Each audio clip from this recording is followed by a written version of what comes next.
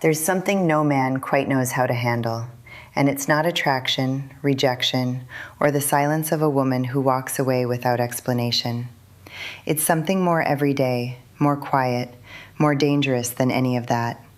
It's the moment she sits across from you, looks at you with those heavy eyes, and starts telling you about her problems. And you, without even realizing it, fall for it. Because you think listening is the way to earn her trust. That if you're there for her, if you give her your time, your attention, your energy, she'll start seeing you differently. That the bond built complaint by complaint will turn into something more, something worth it. But here's what nobody has told you. When a woman shares her problems with you, she's not always looking for what you think. And if you don't understand what's really happening in that moment, you can lose every inch of ground you've gained without knowing why. You can go from being the man who intrigues her to the man who holds her together. And those two positions couldn't be more different. I'm Celia, and if this is your first time here, I invite you to subscribe and hit the bell, because this space exists for men like you, men who aren't afraid to hear what others won't say out loud. Today we're talking about something that happens every day, but that almost nobody knows how to read. What it really means when a woman trusts you with what's weighing on her. And more importantly, how to respond from a place of strength without losing your footing. Stay until the end, because what you're about to understand won't just change how you relate to women, it'll change how you relate to yourself. Let's get into it. Let's start at the beginning, with what happens in the first few minutes of that moment. When she opens a door, she rarely opens for just anyone. When a woman starts telling you her problems, the first thing a man feels is an almost automatic urge to fix things, to respond, offer a way out, suggest something concrete that proves he was listening. It's a noble impulse at its core, but it's also the first mistake. And it's the mistake that most quickly extinguishes what could have been something powerful between you. Because she didn't come to you to have her problems solved. She came to feel supported, to see whether your presence is solid enough to hold her without cracking, without getting nervous, without needing to do something useful right away. That's what nobody tells the mature man who wants to truly connect, that listening isn't passive, that holding someone's weight without trying to lighten it is one of the most masculine acts there is. But it has to come from a centered place, not from a need to please. I remember a woman who told me something I've never forgotten. She said she'd had a friend for years, an older man, and every time she had a problem, he'd immediately offer 3 solutions, 2 pieces of advice, and a lecture. And the more he helped her, the less she wanted to see him. Because she felt like he wasn't really listening to her. He was listening to the problem. And he wanted to wrap it up as fast as possible so he could feel useful. But usefulness, she told me, doesn't spark attraction. Presence does. That's what women rarely say out loud, but feel with brutal clarity. We don't want to be fixed. We want to be seen. We want someone who can stay in the same uncomfortable place we're in, even when there's no immediate solution. Even when the silence feels heavy. And when a man can do that, without anxiety, without rushing, without needing to prove anything, something in us lets go. The problem is that most men can't sit with that silence. They fill it. They stuff it with words, advice, questions, attempts to be useful. And in doing so, without meaning to, they're telling her, "Your pain makes me uncomfortable, and I want it to be over." Even if that's not how they feel, that's what she hears. And in that moment, the connection cools. So the first thing you need to understand is this. When she tells you her problems, she's not asking you to solve them. She's asking you to stay, not to run, not to get anxious, to look her in the eyes and show her that her weight doesn't crush you. And if you can do that from a place of calm and steadiness without needing to be her hero, then you're offering something very few men can give, something she won't forget easily. But that's just the surface. Because beneath that release, beneath every story she chooses to share with you, something else is happening. Something she herself doesn't always know she's doing. And understanding that changes everything. Let's keep going, because this is where most men get lost. Not because they're careless, but because nobody taught them to read what's happening beneath the words. When a woman chooses to share her problems with you, and not with her friend, not with her sister, not with someone from her inner circle, that's not a coincidence. It's a selection. And even if she's not doing it consciously, what she's setting in motion is a test. One of the most revealing tests there is. She's measuring what you're made of, not with a direct exam, not with uncomfortable questions, but by watching how you behave when she lets herself be vulnerable. In the psychology of attraction, this has a specific name, the containment test, which simply means, can you receive my fragility without becoming fragile yourself? Can you listen without needing me to take care of you while you do it? Can you hold your ground as a man while I'm in my place as a woman who needs to be seen? And depending on how you respond to that test, she instinctively decides whether you belong to the group of men who interest her or the group of men who comfort her but don't light her up. I know of a man, Robert, who had spent months building a connection with a woman quite a bit younger than him. Long conversations, spontaneous meetups, a chemistry they both felt but neither had named. One day, she showed up carrying a heavy story. Family problems, a situation that had completely worn her out. And Robert, who was a genuinely good man, did what any good man would do. He took her side completely. He validated everything she said, told her she was right, that everyone else was wrong, that he understood exactly how she felt. An entire hour holding her emotionally, matching her pain, shifting to meet whatever she needed to hear. And do you know what happened next? She hugged him, thanked him, told him he was the only one who truly understood her. And then she left. And she never came back the same way. Because without meaning to, Robert had passed the kindness test and failed the presence test. He had shown he was a man who dissolved into whatever she was feeling, that he had no center of his own to return to. And even though she never said it out loud, her body registered it as a signal that she'd be safe with him, but not alive. The man who passes this test isn't the one who listens the most. He's the one who listens from a place that doesn't move, who can receive her pain without absorbing it, who can look at her with warmth and at the same time with the steadiness of someone who knows that problem isn't his to carry, that he's there as a presence, not a sponge. And that difference, which from the outside looks tiny, she feels like it's a whole world. So the next time she tells you something difficult, remember this. You're not just hearing a story, you're being evaluated. Not with malice, not consciously, but deeply. And the way you stay grounded in yourself while she opens up will tell her more about who you are than anything you could say or do. Now, what happens when you don't understand this? What happens when you spend too much time inside her problems?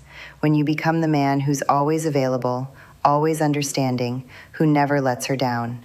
That has a cost, and it's higher than you think. And here we reach the most uncomfortable point. The one that hurts most to recognize, precisely because it happens when you think you're doing everything right. There's an exact moment, almost imperceptible, when listening stops being an advantage and becomes a trap. When your availability, your understanding, your ability to receive what she's feeling starts working against you. Not because you've done anything wrong, but because you crossed a line nobody told you existed.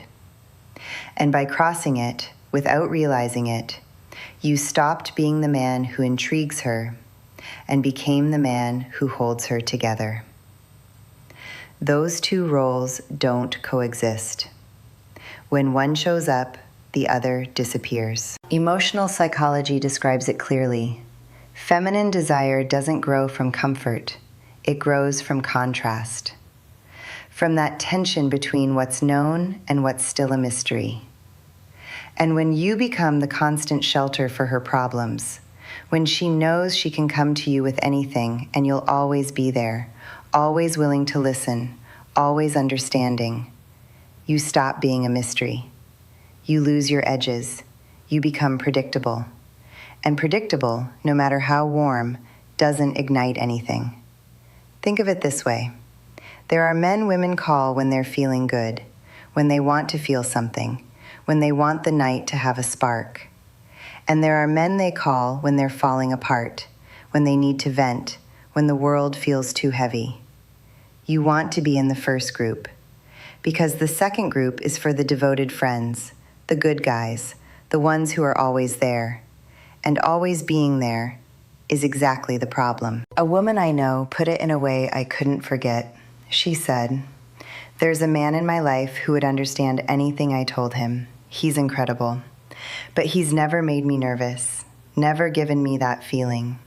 And I think it's because I always know exactly how he's going to react. I know he'll be there. And that certainty, even though it gives me peace, also bores me." She didn't say it cruelly. She said it with the kind of honesty women rarely let themselves say out loud. But it's the truth. A truth that hurts, but one that saves. And this isn't about becoming distant or cold. That's not the point.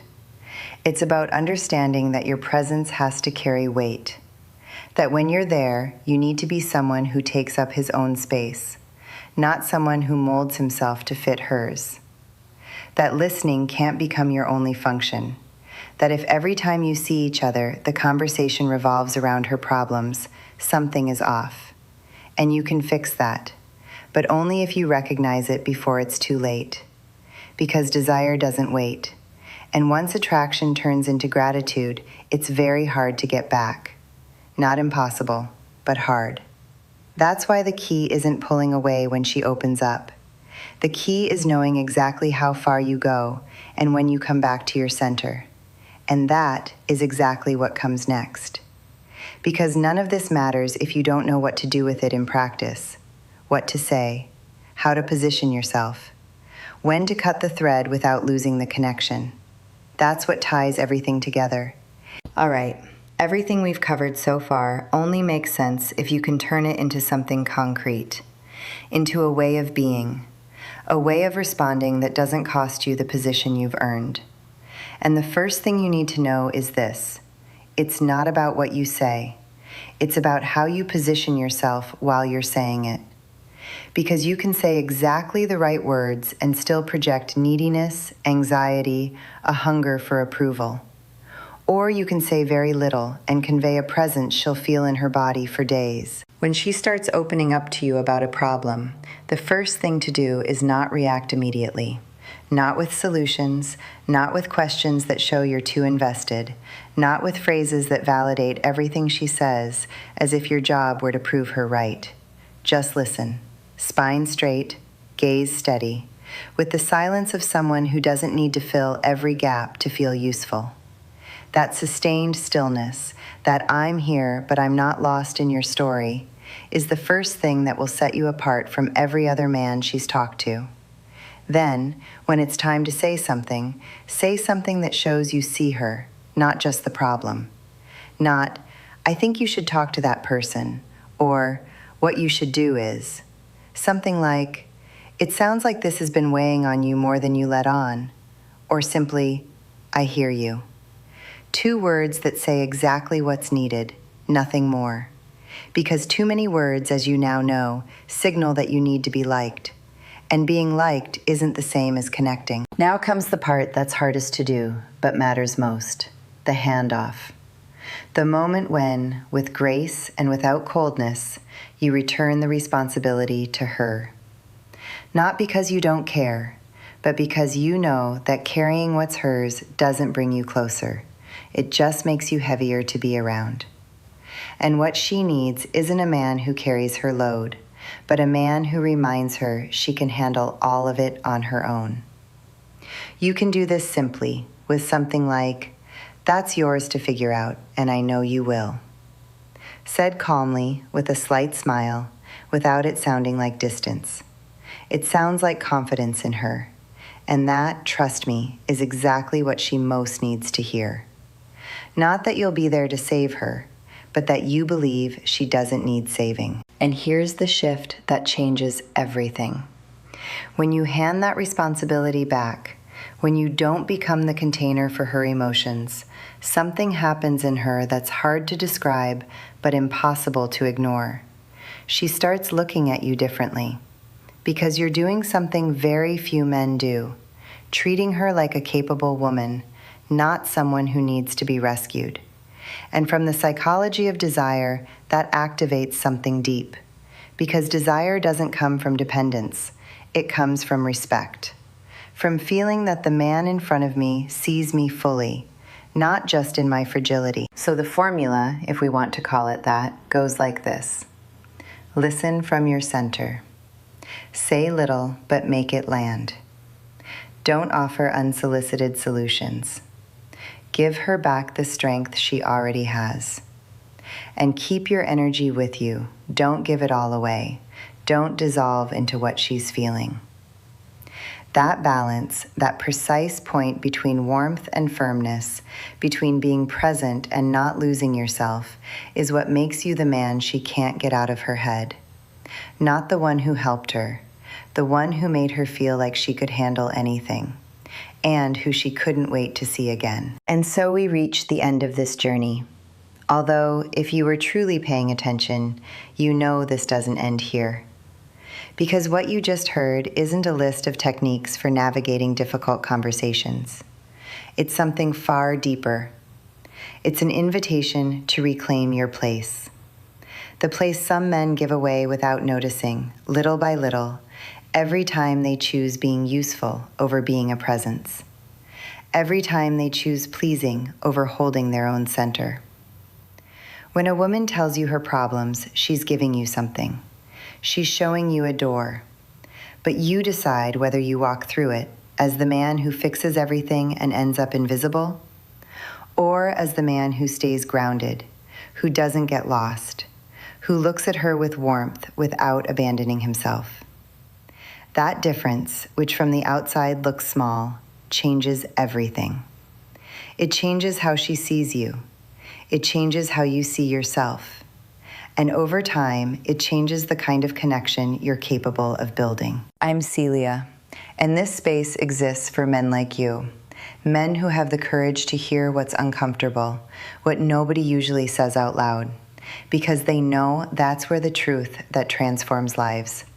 Here, we don't talk about empty formulas. We talk about real presence, about connection from a place of strength, about understanding women not to manipulate them, but to relate to them from a place that deserves to be desired. If you made it this far, it's because something in you already knows you're capable of more, that the stage you're in isn't a decline, it's an arrival to a version of yourself that doesn't need to prove anything, doesn't need to be approved of, that can hold its ground while the world moves all around it. To find out who really made it to the end of this message, I want to ask you to write in the comments, "I listen from my center," and tell me where in the world you're watching from. I want to know who's walking with me through this process, who the man is on the other side of this conversation. See you in the next video. And before you go, don't disconnect just yet. Watch the 2 videos that are about to appear on your screen. Choose the one that challenges you most, because right there, in what's hardest to look at directly, your real transformation begins.